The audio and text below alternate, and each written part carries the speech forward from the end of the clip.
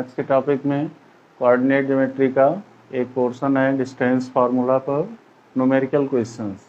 तो numerical questions on distance formula इस पर डिस्कस करेंगे। तो आज का जो मेन टॉपिक है मैक्सिमम एग्जाम्पल सॉल्व करने के लिए, तो मैक्सिमम एग्जाम्पल सॉल्व करने का यहाँ पर कोशिश करते हैं। तो यहाँ पर आपका टॉपिक क्या है, some important examples on distance formula and section formula. तो दोनों चूंकि काफ़ी लेंदी फार्मूले हैं, इस नाते यहाँ पर पहले आपको डिस्टेंस फार्मूला से संबंधित ही क्वेश्चन सॉल्व करने के प्रोसेस बताए जाएंगे और साथ में इंट्रोडक्शन ऑफ सेक्शन फार्मूला बताया जाएगा। इनसे संबंधित एग्जाम्पल्स पर विशेष गौर करेंगे। जैसे फर्स्ट टाइम हम यहाँ पर स्टार्ट करते हैं क्वेश्चन नंबर 1। क्वेश्चन नंबर 1 का मतलब कि find the distance between two points के बीच में डिस्टेंस हमें फाइंड करना है। जैसे फर्स्ट पॉइंट हमारा क्या है, a plus B plus C. दूसरा पॉइंट क्या है, a minus B and c minus B. बात समझ में आया। तो ऐसी कंडीशंस में यहाँ पर अगर हमें डिस्टेंस निकालनी होती है तो distance is equal to square root. Square root में क्या फार्मूला नोट करते हैं, X square minus x2 minus x1 whole square plus y2 minus y1 whole square. यह आपको डिस्टेंस फार्मूला पहले हमने बताया, जैसे पहले वाला वीडियो था उस वीडियो में हमने स्पेशली डिस्टेंस फार्मूला के तौर पर आपका वेरिफिकेशन, साथ में उनसे जितनी भी रिक्वायरमेंट्स हो सकती थी, कैसे कैसे डिस्टेंस फार्मूला यूज करते हैं, इनका भी हमने एक जनरल परफॉर्मेंस किया था। आज हम उसी पर सॉल्यूशंस की बात कर रहे हैं।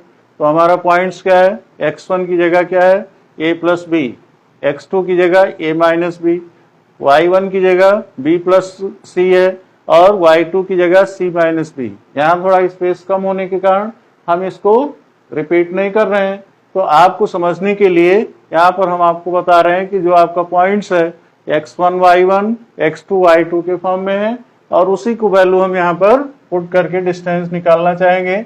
तो अगले स्टेप्स में क्या करेंगे, x2 के प्लेस पर क्या है a माइनस बी, तो a माइनस बी x2 की जगह रख दिए, माइनस x1 की जगह क्या है a प्लस बी, इन माइनस साइन से ओपन करेंगे तो a माइनस बी हो जाएगा और इसका होल स्क्वायर प्लस y2 की जगह क्या है c माइनस बी है, यहाँ पर c माइनस बी और माइनस y1 तो माइनस b प्लस सी है, तो माइनस बी माइनस से ओपन कर रहे हैं तो माइनस माइनस प्लस हो जाएगा। ऐसी कंडीशंस में y2 माइनस y1 का होल स्क्वायर।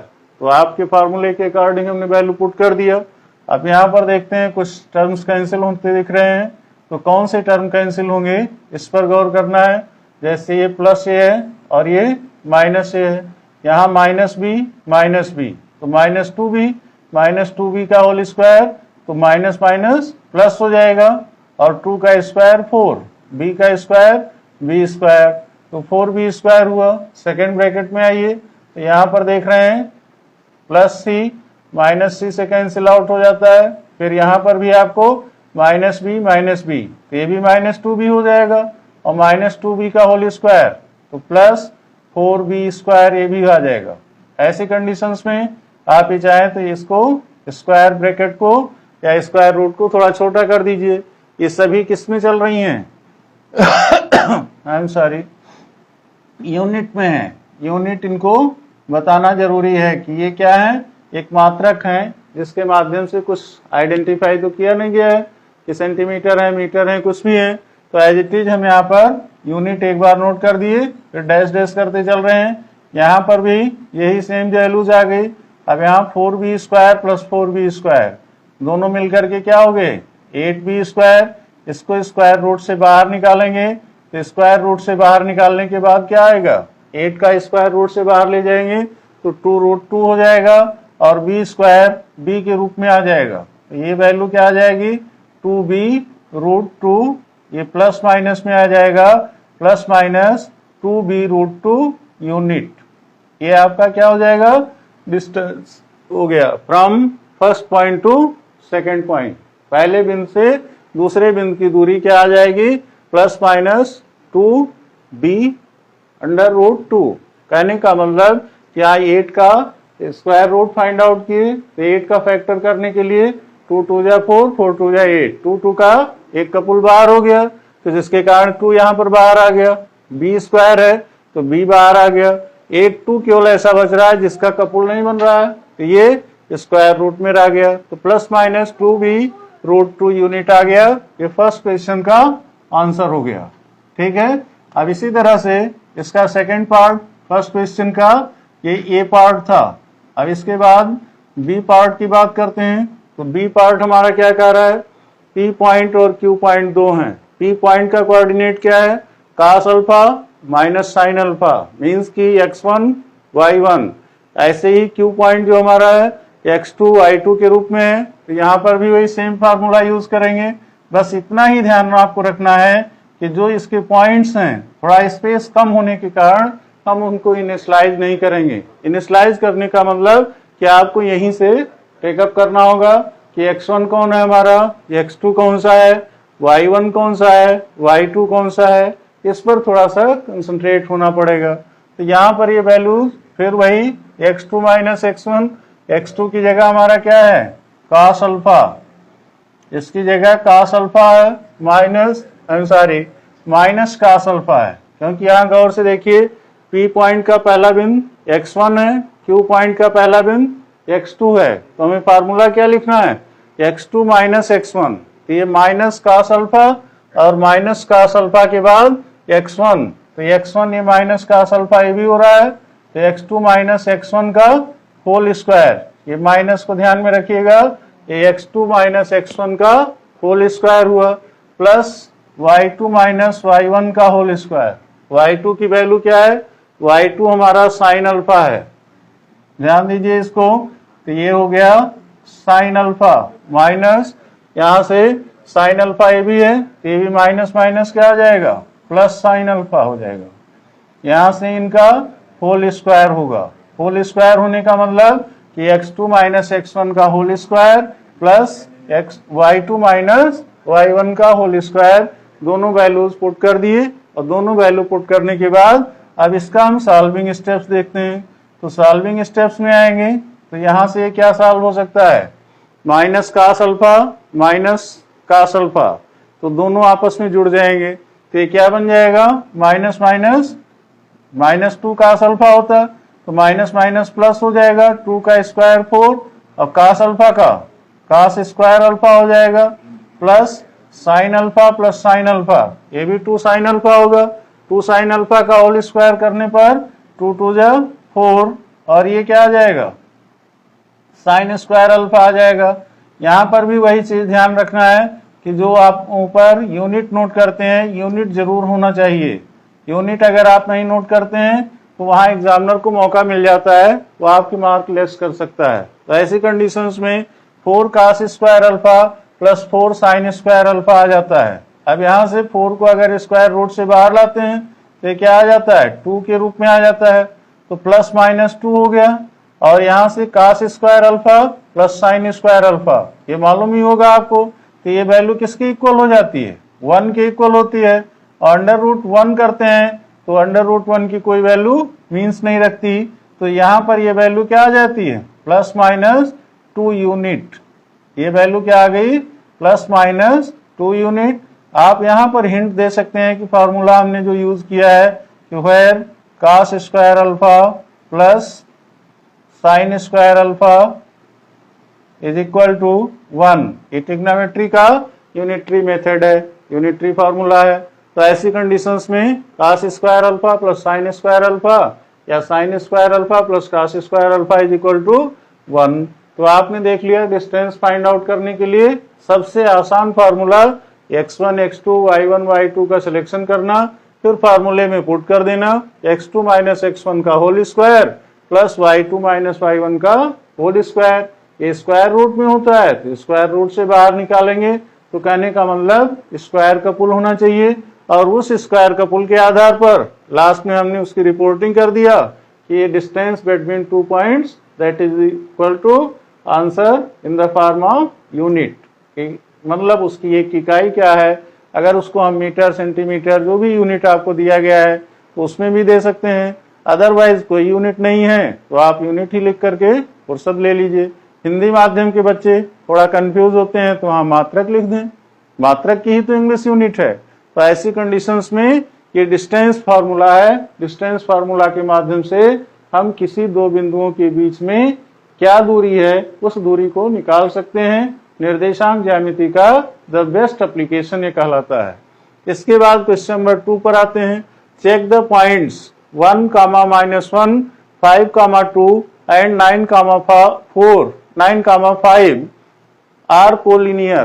कहने का मतलब कि ये पॉइंट्स कोलिनियर हैं। अब कोलिनियर होने के लिए पिछले वीडियोज में आपको हमने शर्त बताया था कि एक फिगर इस तरह से बनाया था। मान लीजिए पॉइंट हमारा ये है, दूसरा बी पॉइंट है। अब इन बीच में क्या करना है कि कोई बिंदु सी है, कोई जरूरी नहीं है कि मध्य में ही हो, लेकिन अगर सी पॉइंट है तो इस सी पॉइंट की पोजीशंस यही 3 दे रहे हैं कि check the point these are given in collinear. अब कोलिनियर की शर्त क्या हो सकती है कि यहां से हम क्या दिखा सकते हैं कि AC plus CB is equal to AB। अगर हम दिखाने में सफल हो जाते हैं तो हम क्या इसको मान लेंगे कि कोलिनियर है। कोलिनियर होने का मतलब कि एक ही रेखा में स्थित है। अब इनको एक रेखा में दिखाने के लिए हम क्या करेंगे कि हमारे पास 2 ही पॉइंट ऑफ व्यू हैं। जैसा इसने यहाँ पर 3 बिंदुओं को लिया, तीनों बिंदुओं को हमने यहाँ आरेख बिंदु पर दिखा दिया है। ए बिंदु का कोऑर्डिनेट क्या है हमारा 1, -1, 1, -1। बी बिंदु का कोऑर्डिनेट क्या है ABC। अगर इस क्रम में लेते हैं तो बी बिंदु का कोऑर्डिनेट हमारा क्या हो सकता है 5, 2 ले सकते हैं, क्योंकि ये कि जस्ट बाद दूसरा वाला बिंदु 5, 2 हो जाएगा। और तीसरा बिंदु क्या है 9, 5। या उसको एक क्रम से ही नोट कीजिए, कोई दिक्कत नहीं बनती। यहाँ पर क्रम से ही अगर नोट करते हैं तो मान लीजिए कि हमारा दूसरा बिंदु क्या है 5, 2 है, ठीक है, जिसको हम सी पॉइंट से इनिशियलाइज कर रहे हैं। और तीसरा बिंदु हमारा 9, 5 है। ये 3 बिंदु हैं, इनके लिए आप स्वतंत्र हो, कोई भी बिंदु ले सकते हो। यहाँ पर हमने सामान्य तौर पर ये नोट कर दिया था कि इनका मेन टैग क्या है, फंडामेंटल्स क्या है, जिसके आधार पर हमें वर्कआउट करना है। तो चलिए कोई दिक्कत नहीं है, हमें कोलिनियर दिखाना है। 3 बिंदु दिए गए हैं, उन तीनों बिंदुओं में 2 स्टेप्स को फाइंड आउट कर लेंगे। जैसे हमारा ये रेखा क्या दिखा रहा है, लाइन ACB 3 बिंदु हैं और तीनों अगर कोलिनियर हैं तो जो A से C की डिस्टेंस होगी वही C से B की डिस्टेंस, और दोनों डिस्टेंस को अगर हम जोड़ देते हैं तो AB के डिस्टेंस के बराबर हो जाती है। यही हमारा सेकंड क्वेश्चन था। तो सेकंड क्वेश्चन पर विशेष गौर करेंगे। तो यहाँ पर सेकंड क्वेश्चन में पहली डिस्टेंस हमें क्या निकालनी है AC निकालनी है। तो AC is equal to square root. यहाँ भी थोड़ा सूझबूझ से काम लेना होगा, क्योंकि जैसे हमने AC पॉइंट लिया है तो A का कोऑर्डिनेट 1, -1 है, अर्थात x1 की वैल्यू 1 है, y1 की वैल्यू -1 है। और C बिंदु लिए हैं तो x2 की वैल्यू 5 और y2 की वैल्यू 2 है। तो इसको थोड़ा सा कंसीडर करना होगा कि जो हम x2 - x1 लेते हैं वो हम टू दी पॉइंट पर जरूर कंसंट्रेट रहें, तभी हमारा क्वेश्चन सही जाएगा। तो ऐसी कंडीशंस में x2 का मतलब 5 हो गया, माइनस x1 की जगह 1 है तो x2 - x1 का whole square plus y2 - y1 का होल स्क्वायर। y2 हमारा 2 है, माइनस y1 तो माइनस माइनस प्लस 1 हो जाएगा, इसका होल स्क्वायर। और ये किस में आ जाएगा यूनिट इकाई में आ जाएगा। कहने का मतलब ये यूनिट में वर्कआउट किया जा रहा है। अब इसका होल वैल्यूज फाइंड आउट कर लीजिए। तो होल वैल्यूज क्या आ जाएंगी इसकी, यहां से निकाल रहे हैं 5 - 1 4 बचेगा, 4 का होल स्क्वायर 16, और इसके बाद 2 + 1 3 है, 3 का स्क्वायर 9। तो ये दोनों आपस में 16 + 9 कितना हो जाएगा स्क्वायर रूट में 25, और 25 की वैल्यू क्या आ जाएगी ±5 यूनिट। यूनिट के लिए यहाँ हम डैश क्यों कर दे रहे हैं। तो पहली इकाई हमें मालूम हो गई कि AC की डिस्टेंस क्या हो गई 5 यूनिट। इसी तरह से दूसरा हमें क्या निकालना है CB निकालना है। तो CB की डिस्टेंस देखिए, CB is equal to under root, फिर वही पुराना फार्मूला x2 माइनस x1। अब थोड़ा कंसंट्रेट होइए, C वाले बिंदु को x1 y1 और B वाले बिंदु को x2 y2 मानना है। तो x2 की वैल्यू कितनी है, 9 है, तो 9 माइनस x1 5 का होल स्क्वायर और plus y2 minus y1, y2 की वैल्यू कितनी है 5 माइनस y1 2 है, तो 2 का होल स्क्वायर हुआ। ऐसी कंडीशंस में ये भी किसमें है, यूनिट में है। अब इनको भी सिंप्लीफाई कर लीजिए, इनको सिंप्लीफाई करेंगे तो ये वैल्यू क्या आ जाएगी, 9 माइनस 5 4, 4 का होल स्क्वायर 16 आ जाएगा और प्लस 5 माइनस 2 3 आया, 3 का स्क्वायर 9 हो गया, तो 3 का स्क्वायर 9 होने पर 16 प्लस 9 ये भी आपका 25 हो जाएगा। तो 25 आने पर 25 is equal two plus minus 5 unit, ये भी आपका 5 यूनिट ही आया। अब देखना क्या है हमें सॉरी, यहां पर आपने AC की डिस्टेंस ले लिया, फिर CB की डिस्टेंस ले लिए। अब तीसरा बिंदु क्या देखना है, AB को देखना है कि AB की वैल्यू क्या हो जाए, AB is equal to AC plus CB। तो पहले AB को निकाल लेते हैं, AB को निकालने के लिए हम यहाँ स्पेस यूज कर लेते हैं। तो AB इज इक्वल टू क्या आ जाएगा, स्क्वायर रूट, फिर वही सेम चीज आपको AB के लिए करना है। तो AB का मतलब क्या हो गया, x1 y1 A का कोऑर्डिनेट हो जाएगा और B का कोऑर्डिनेट 9,5 है। तो ऐसी कंडीशंस में क्या हो जाएगा, x2 माइनस x1, तो x2 की जगह कितना है 9 है और माइनस x1, x1 की जगह 1 है, तो 9 माइनस 1 का whole square plus y2, y2 की वैल्यू क्या है 5 है, माइनस माइनस माइनस प्लस 1 हो जाएगा, इसका होल स्क्वायर कर दीजिए और आगे इसकी यूनिट जान ही रहे हैं। ऐसी कंडीशंस में क्या करेंगे, इनको सिंप्लीफाई कीजिए, 9 माइनस 1 का होल स्क्वायर, तो 9 माइनस 1 8, 8 का होल स्क्वायर क्या हो जाएगा 64 और 5 प्लस 1 6 हो गया, 6 का होल स्क्वायर 36। तो ये टोटल क्या आ जाएगा 64 plus 36 that is equal to क्या आ जाएगा 100 यूनिट, और 100 यूनिट की वैल्यू क्या आ जाती है प्लस माइनस 10 यूनिट। तो प्लस माइनस 10 यूनिट क्या शो कर रही है, ओरली आप देख रहे हो कि AC plus CB is equal to AB। ठीक है, तो अब यहां से हम वही वैल्यू प्रूफ कर देंगे कि now we get AB is equal to AC plus CB। इनकी वैल्यू पुट कर दीजिए। AB की वैल्यू आपने क्या लिया है 10 यूनिट लिया है, तो 10 unit is equal to 5 unit plus 5 unit, ये भी आपकी वैल्यू 10 यूनिट हो गई। बात समझ में आया। तो thus we can say the given points are collinear, कि जो दिए गए बिंदु हैं वो क्या हैं कोलिनियर हैं। और उस कोलिनियर पॉइंट ऑफ व्यू को दिखाने के लिए हमने क्या किया, डिस्टेंस फार्मूले का यूज किया। तो डिस्टेंस फार्मूला हर जगह यूज हो रहा है और इसका बेस्ट एप्लीकेशन कोऑर्डिनेट ज्योमेट्री है। तो इस नाते अब नेक्स्ट क्वेश्चंस के लिए तैयार करते हैं। अगला हमारा क्वेश्चन नंबर 3 है। क्वेश्चन नंबर 3 में विशेष तौर पर वहां भी ये काम करना है जो क्वेश्चन नंबर 1 और 2 में हमने स्पेशली किया। हर जगह आपको डिस्टेंस फार्मूले का ही ज्यादातर यूज करना है। इसके बाद फिर अगला सेक्शन फार्मूला होगा, लेकिन अभी पहले इसका और एप्लीकेशंस 2 हैं उनको भी देख लेते हैं, फिर इसके बाद हम सेक्शन फार्मूला की तरफ आगे बढ़ेंगे। तो यहां पर देखिए अगले क्वेश्चंस के लिए now I will take third question. Third question हमारा क्या है, थर्ड क्वेश्चन कह रहा है find the relation between x and y such that the point x, y is equivalent from 7 equidistant, equivalent नहीं है, सॉरी इक्विडिस्टेंट। इक्विडिस्टेंट मतलब समान दूरी पर हैं, फ्रॉम 7, 1 एंड 3, 5। इसके लिए भी फिगर थोड़ा सा हिंट कर दें जिससे आप रिकैप कर लें।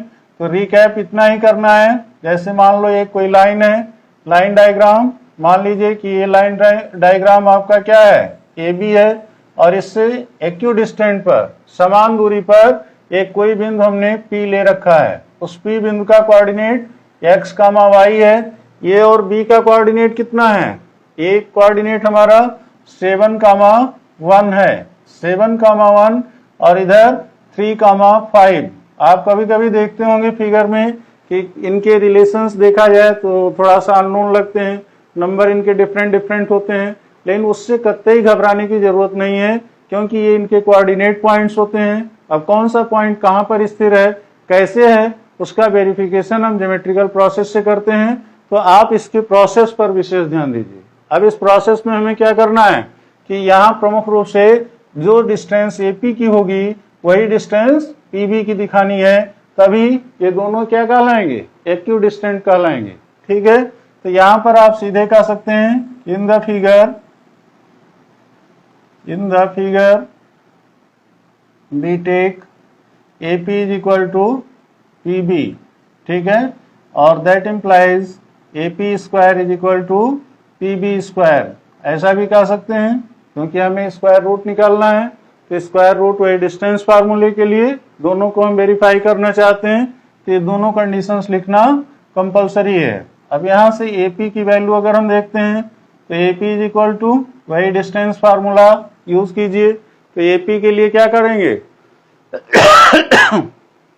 सॉरी, यहाँ पर प्रमुख रूप से क्या करना है, x2 माइनस x1। आपका इतना कंसिडरेशन तो बन ही गया होगा कि x2 के प्लेस पर हमारा क्या है, x है, माइनस x1, तो x माइनस 7 का होल स्क्वायर और प्लस y2 माइनस y1 का होल स्क्वायर। तो y2 की जगह क्या है, y है, माइनस 1 का होल स्क्वायर। और ये इकाई क्या होगी, यूनिट। आप एडजेक्टिव यूनिट कर दीजिए, जब कुछ उसने दिया नहीं है, सेंटीमीटर मीटर कुछ दिया होता तो आप उसको यूज कर देते। अब यहां से क्या करेंगे, इनको सिंप्लीफाई करना है। तो आप देख रहे हैं कि इसमें वेरिएबल भी है, इस नाते आप स्क्वायर रूट को हटा करके सीधे क्या कर दीजिए, एपी स्क्वायर कर दीजिए। तो स्क्वायर रूट खुद बाय खुद हट जाएगा। अब यहाँ से x माइनस 7 का होल स्क्वायर, तो ये माइनस बी वाला फॉर्मूला पढ़े हैं ना, ए माइनस बी का whole square is equal to क्या होता है, ए स्क्वायर मीन्स की X square plus B square. तो बी की जगह 7 है, तो 7 7 जा 49 हो जाएगा। तो A square plus B square minus 2ab, तो 2 7 जा 14x हो जाएगा। और प्लस y माइनस 1 का होल स्क्वायर, फिर वही सेम चीज आपको रिपीट करना है। तो y स्क्वायर प्लस 1 और माइनस 2y, ये वैल्यू हो जाएंगे। अब यहां से क्या हो जाएगा कि एटलीस्ट इसको क्या मान लीजिए, इक्वेशन फर्स्ट मान लीजिए। ठीक है, अगेन दोबारा हमें क्या करना है, फिर अब इसको पीबी स्क्वायर को निकालना है, तो पीबी स्क्वायर भी ही निकाल दीजिए। तो PB square is equal to क्या हो जाएगा, डायरेक्ट स्क्वायर रूट करने की कोई अब जरूरत नहीं है, आप सीधे फार्मूले को यूज कर लीजिए।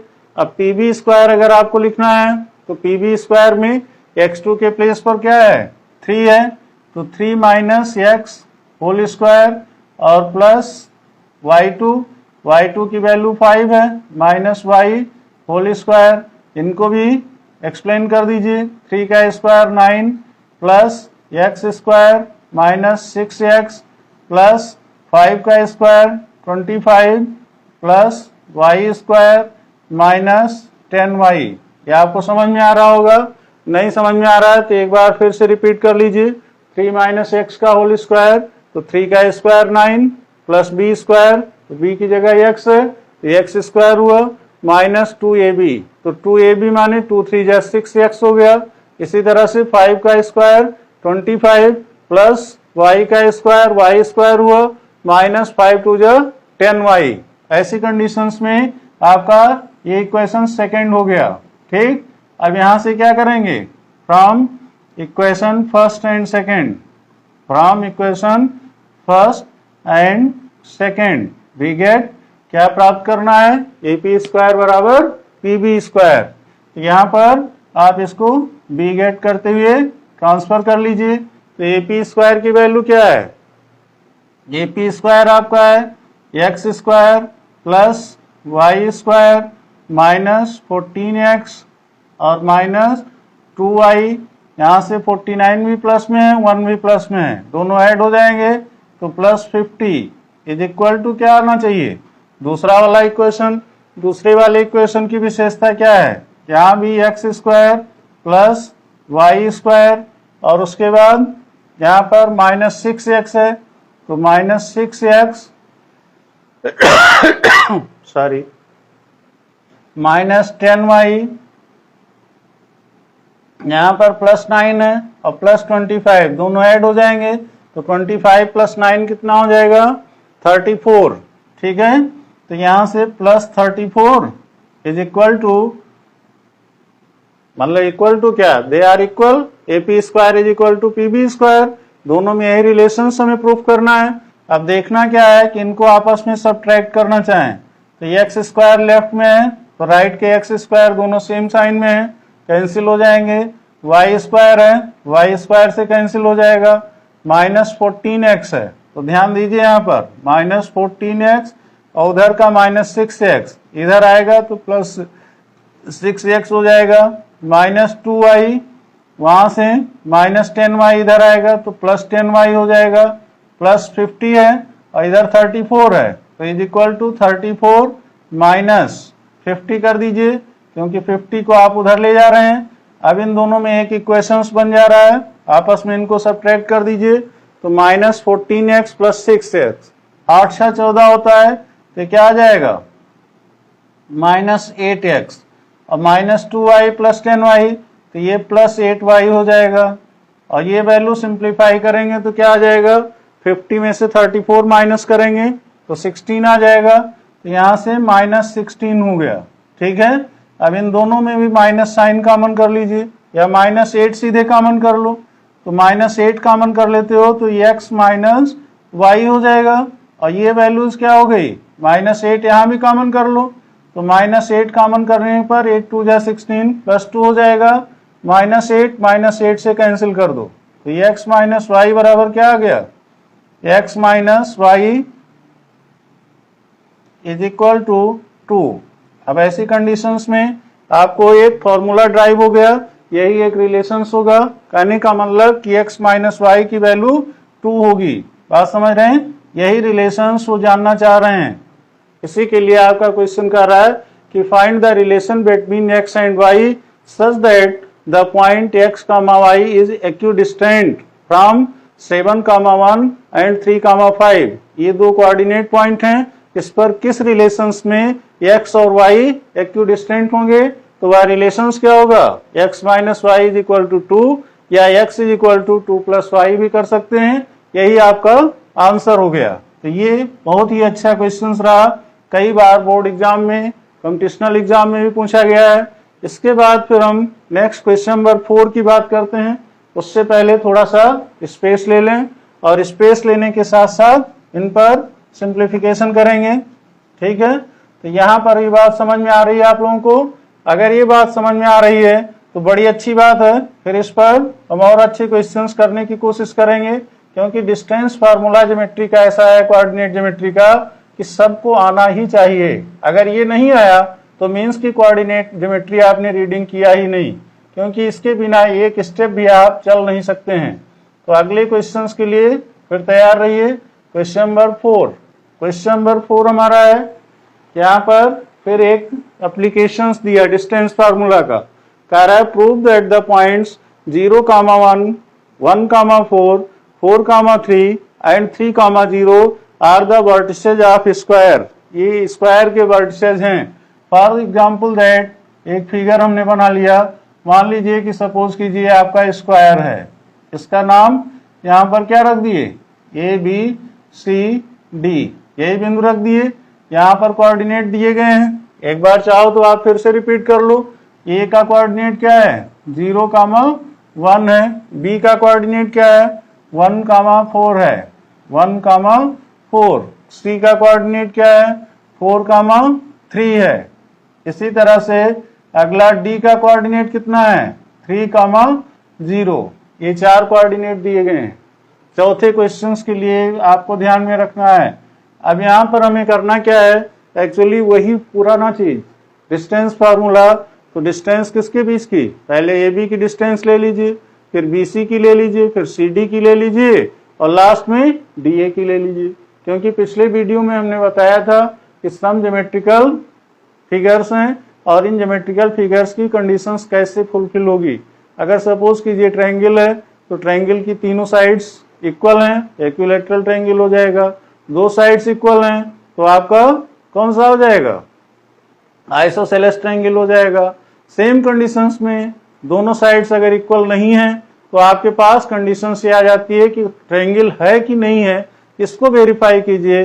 तो sum of any two sides is greater than third side. इसी नाते आपको लास्ट का स्केलिन ट्रायंगल की बात नहीं कही जाती, क्योंकि स्केलिन ट्रायंगल में तीनों साइड्स अलग अलग होंगी और अगर वो ट्रायंगल बना रही हैं तो इट मींस बेसिक फीचर्स को फॉलो करेंगी। ऐसे रेक्टेंगल और स्क्वायर की बात थी। स्क्वायर आपका क्या होता है, ऑल साइड्स आर इक्वल, सभी भुजाएं इसकी बराबर होती हैं।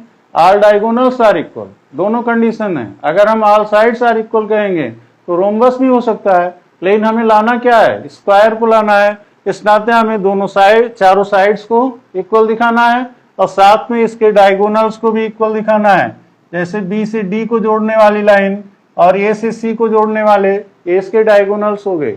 तो सेम कंडीशंस में पहले हम क्या निकाल लें, ए बी स्क्वायर को निकाल लें। ए बी स्क्वायर की वैल्यू क्या आ जाएगी, अब यहां से ए बी स्क्वायर लेंगे, कोऑर्डिनेट आपके दिमाग में बैठ ही गया होगा, x2 minus x1 whole square, तो 1 माइनस 0 का whole square plus y2 minus y1, तो यहां से भी 4 माइनस 1 का होल स्क्वायर। यहाँ पर आप as it is unit square कर दीजिए। थोड़ा एज सिंबॉलिक है कि कहीं आप छोड़िए नहीं, आंसर में एक यूनिट आप नोट करते हैं, एग्जामिनर भी चौंक जाता है, बच्चा कहाँ से अचानक नोट कर दिया, क्या तो इसने चीटिंग कर लिया। तो भाई आप चीटिंग मत कीजिए, स्टार्टिंग में एक बार दे दीजिए, डैश डैश करते रहिए लास्ट तक, लास्ट में आंसर आप नोट करोगे, एग्जामिनर को कहने का मौका कहीं नहीं मिलेगा। तो यहां से क्या हो जाएगा, 1 माइनस 0 मीन्स 1, 1 का स्क्वायर 1 ही रहेगा, प्लस 4 माइनस 1 का होल स्क्वायर, तो 4 माइनस 1 3 होता है, 3 का स्क्वायर 9 हो जाएगा। तो that is equal to 9 plus 1 10 unit square. ये वैल्यू क्या आ गई, 10 यूनिट स्क्वायर आ गई। बात समझ रहे हैं, यहाँ पर ए बी स्क्वायर लिए हैं, इस नाते 10 यूनिट स्क्वायर आया है।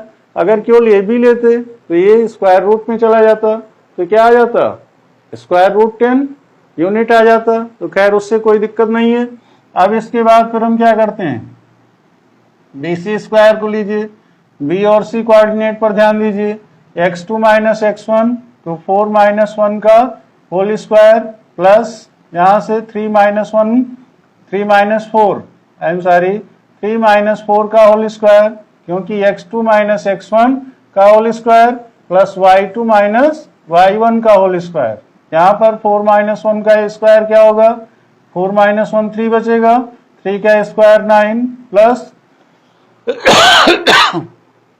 सॉरी यहाँ से 3 माइनस 4 मीन्स माइनस 1 का स्क्वायर प्लस 1 के रूप में ही आएगा।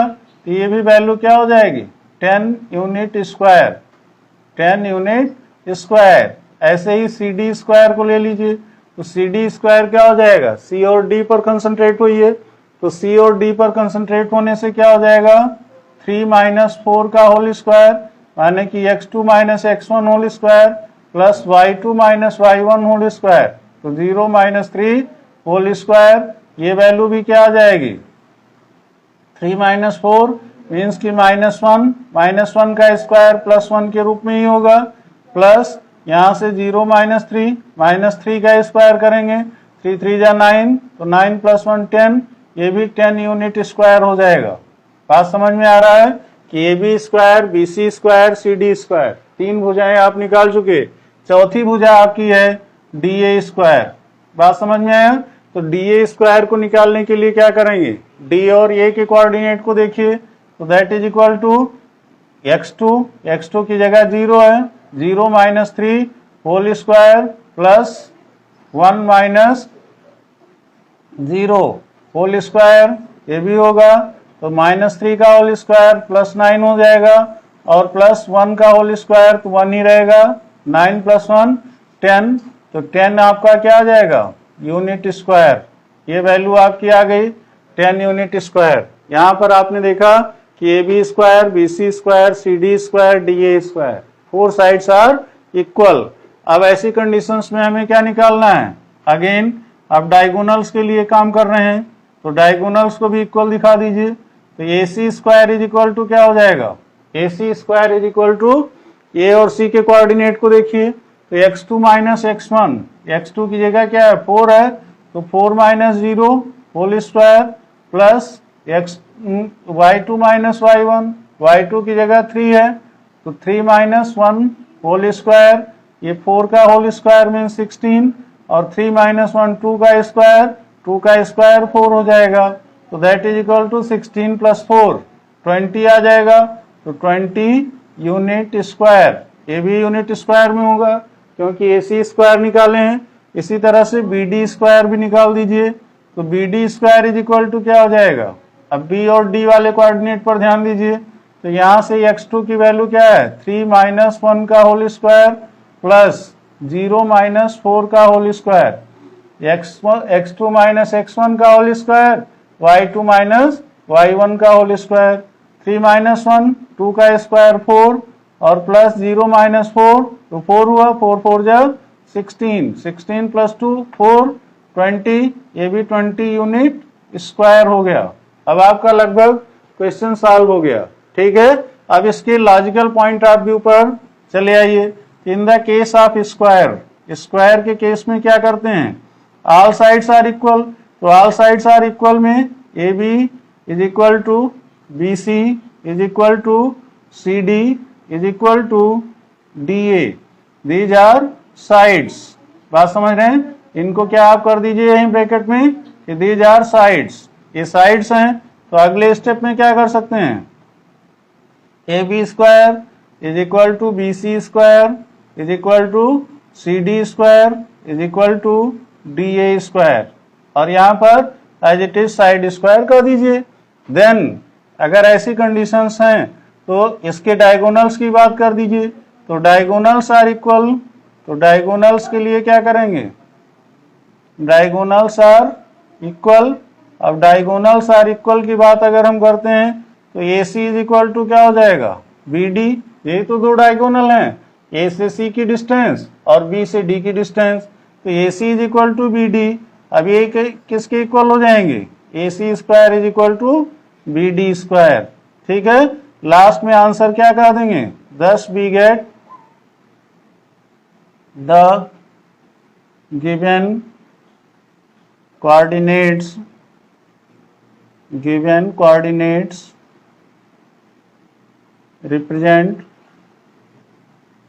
represents a square। क्लियर, यहां से ये बात क्लियर हो गई कि आपकी चारों भुजाएं बराबर हैं, दोनों डायगोनल बराबर हैं। लॉजिकल स्टेप से भी आपने बता दिया, लास्ट में रिपोर्टिंग कर दिया कि thus we get the given coordinates represents a square, कि जो दिया गया कोऑर्डिनेट्स है फोर्थ क्वेश्चन का वो क्या करते हैं, एक स्क्वायर को रिप्रेजेंट करते हैं, अर्थात उनके कोऑर्डिनेट को सिंप्लीफाई करने पर वह एक वर्ग की परिभाषा को परिभाषित करते हैं। इस नाते दिया गया कोऑर्डिनेट्स एक वर्ग का कोऑर्डिनेट होगा। क्लियर, यहां से डिस्टेंस फार्मूला मेरे ख्याल से आप लोगों का क्लियर हो गया होगा। में भी अगर कोई प्रॉब्लम होती है तो हमारा कॉन्टैक्ट नंबर है, व्हाट्सएप नंबर भी है, तो ऐसी कंडीशंस में आप अपनी प्रॉब्लम्स को सॉल्व करने के लिए बिल्कुल कांटेक्ट कर सकते हैं, मैसेज डाल सकते हैं। सेम कंडीशंस अब अगले स्टेप पर बात करते हैं, सेक्शन फार्मूला। सेक्शन फार्मूला सामान्य तौर पर जैसे अभी आप डिफरेंट लाइंस की बात किया, तो डिफरेंट लाइंस इस बेस में ऐसे आप समझ लीजिए कि मान लीजिए आपकी ये एक्स एक्सिस है और ये वाई एक्सिस है। मान लीजिए कि ये आपका ओरिजिन पॉइंट है, ये मानना क्या है, यहाँ से कोई एक बिंदु आपने ये ले लिया और दूसरा बिंदु यहाँ से ले लिए, ये दोनों बिंदु आपस में ये कोई एक नया फिगर बनाते हैं, और इस नए फिगर के साथ साथ इनके क्या है पॉइंट्स इस बेस पर हैं कि हम एक थर्ड पॉइंट से भी जोड़ने का प्रयास कर रहे हैं। थर्ड पॉइंट हमारा क्या है, वो इस तरह से कुछ जुड़ा हुआ है, मान लीजिए इस तरह से। तो आपस में ये कैसे इससे जुड़े हैं, इसी पॉइंट्स को सेक्शन के तौर पर रीड करते हैं। मान लीजिए ये पॉइंट है, ये बी पॉइंट है, ये सी पॉइंट है, जो अभी आपको हमने सेकंड वाले क्वेश्चंस में बताया था कोलिनियर वाले पॉइंट में।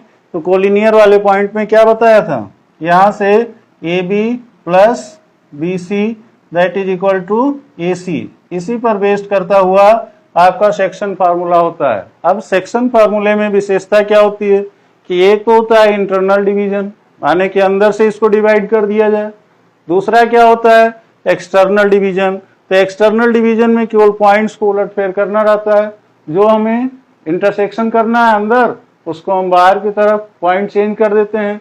तो इंटरनल और एक्सटर्नल दोनों तरह के डिवीजन में भी possible in the case of distance between two points. Basic वही है, उसी को आगे सेक्शन माने टुकड़ों में काट लिया, तो टुकड़ों में अलग अलग फार्मूले को दे दिया। तो जो पिछले वीडियो में हमने दिया था डिस्टेंस फार्मूला के तहत एक वेरिफिकेशन दिया था, वही वेरिफिकेशन यहाँ पर भी सॉल्व करना रहता है। ये तो हमने जनरल फिगर बना दिया केवल कॉन्सेप्ट करने के लिए कि कॉन्सेप्ट क्लियर हो जाए, जबकि रियल में बेसिक फंडामेंटल वही है। तो अब फिर बात करते हैं सेक्शन फार्मूला के लिए।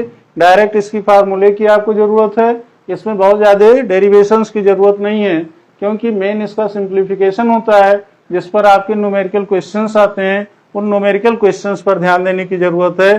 तो फर्स्ट फार्मूला क्या होता है section formula for internal division. Internal division का मतलब कि एक लाइन हमने कहां से कहां तक मान लिया, ए से सी तक मान लिया, और हमने इंटरनली क्या डिवाइड कर दिया, बी पॉइंट पर एक कट लगा दिया।